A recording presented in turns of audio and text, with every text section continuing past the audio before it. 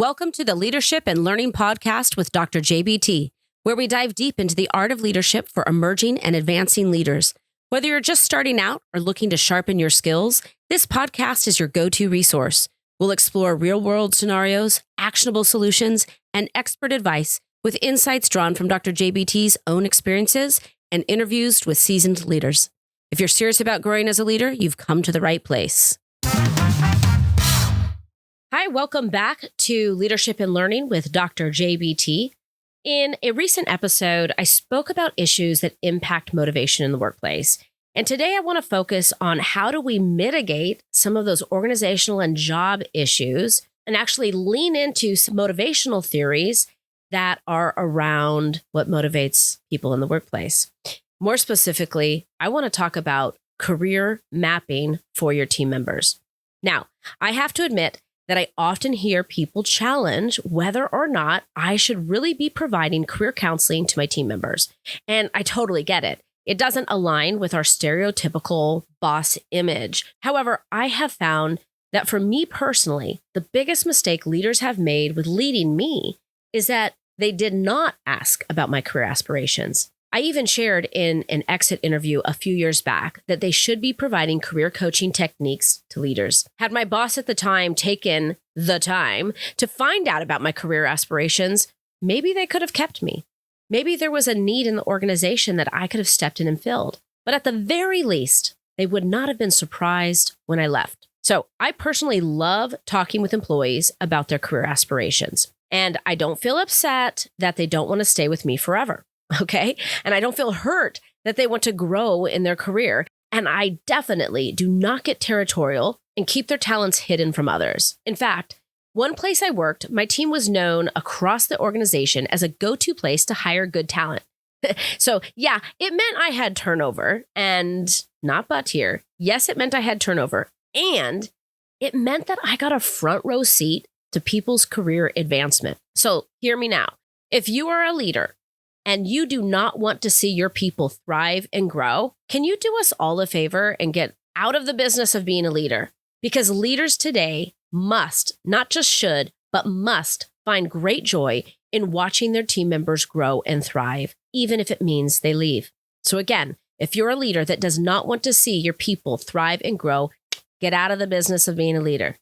Leaders today must enjoy watching team members grow and thrive, even if it means they leave you. So let me share some examples of how this can work, of how I've done it in my workplace. One time I was new in a job and I took the time to meet with every person on the team. And I asked them, like, what do you enjoy about the job?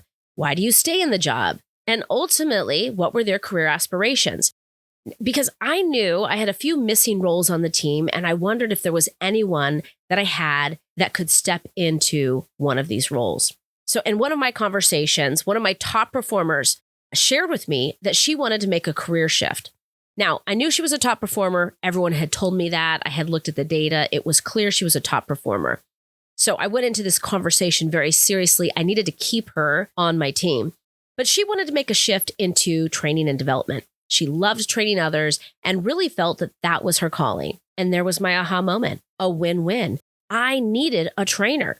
But I had to hire from within my team because I didn't have additional funds for the role. We don't always get new positions allocated to us, even if there's a need. So I had to find someone internally. And she was a top performer and wanted to be a trainer. Long story short, she became the trainer for my team and she transformed how we invest in our team members.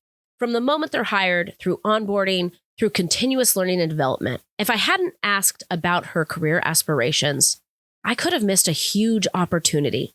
You see, she ended up staying with the company for another 4 years. But if I hadn't switched her to training, she probably would have only stayed a few months more. It was a major win-win. In fact, when she did leave us after an additional 4 years, she moved on to a corporate job doing training and development. So it really was a win-win. I got to keep her for longer. I got a role filled on the team I needed, and she stayed another 4 years. And she got her career launched. Sometimes you may not have the opportunity to promote a high performer. And I get this. This is actually likely more of the lens that you're sitting in right now of, I don't have the ability to promote great people. So I want to challenge you, rather than thinking about how do I promote, I want you to say, I can't do that, but I can do this. And then you need to spend the time thinking about and figuring out what is this. So we switch to say, I can't do that. I can't promote you, but I can do this. What is the this? And I personally think it is lazy leadership when leaders say, I can't promote you because I don't have approvals or funds, and then they just stop the conversation. That's lazy leadership. I want to challenge those leaders to think about what is possible. What could you do? So on my team, I create opportunities for them to expand their knowledge, develop the skill sets they need, and to gain experiences. So let's talk about what this looks like on my team, but I want you to be thinking about what this could look like on your team. I host a 3-day conference for my team. You see, I can't afford to send them all to conferences every year to expand their knowledge.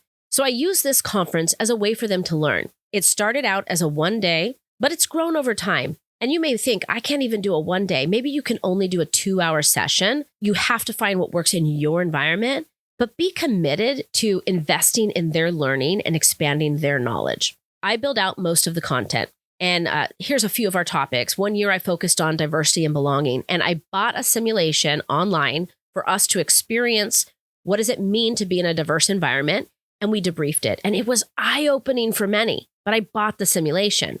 This year, I'm leading a training on the Enneagram, and I'm tapping into the Enneagram Institute for resources. I have used outside resources for topics such as leading change and innovative thinking.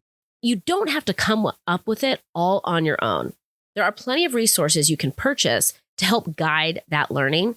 And if you're not sure where to start, of course, you can Google and ChatGPT it, but you can also send me an email at drjbt, that's drjbt.leadership@gmail.com.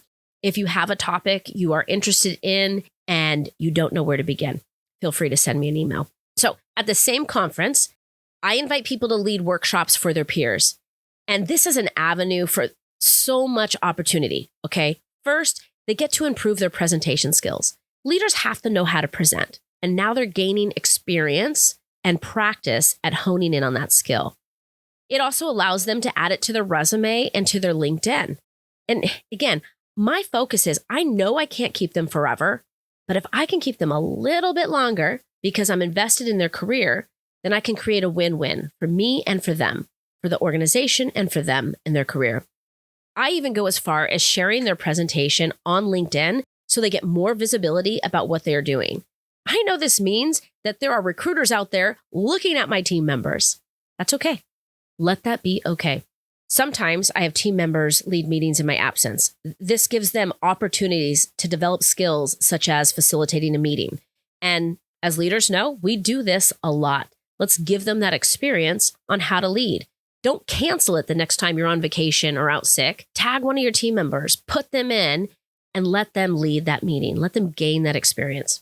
There are a lot of ways to invest in someone's career beyond promotion, but it does require work on you as the leader to find alignment between your team members' career aspirations and what is possible in your team and organization. I want to switch gears for a moment and speak to those who are not yet a leader. Okay, I look at you and you're emerging leaders. You're ready for that leadership role. I encourage you to identify areas where you have gaps between where you're at today and your next step. What's your next career step? Where's the gaps? What knowledge do you need to gain? What skills do you need to develop? What experience do you need to have? And then go to your boss and have a conversation about how you can get experience in those areas. I mean, the worst they can say is no. And then you know what you need to do because they're not invested in your growth and in your career growth. Leaders, take the time to invest in the career advancement and growth of leaders. Look for opportunities for win-wins. The goal isn't that they stay with you forever, but rather they stay with you a little longer. Leadership and Learning with Dr. JBT, signing off.